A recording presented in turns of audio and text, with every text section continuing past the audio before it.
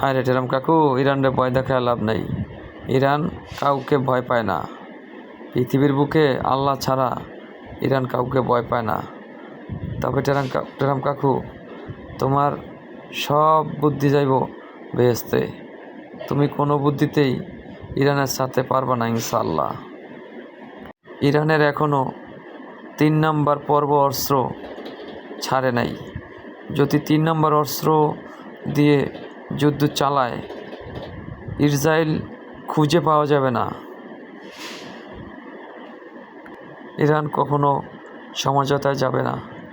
Direct কথা, বাঁচলে বাঁচমু, না বাঁচলে নাই। যুদ্ধ চালিয়েই যাব, কোনো থামাথামি নাই ইনশাআল্লাহ। বর্তমানে ইরানের থেকে ইসরায়েলে অনেক গোলাবারুদ মারা হয়েছে, অনেক ধ্বংস হয়েছে, যা বলার বাহির।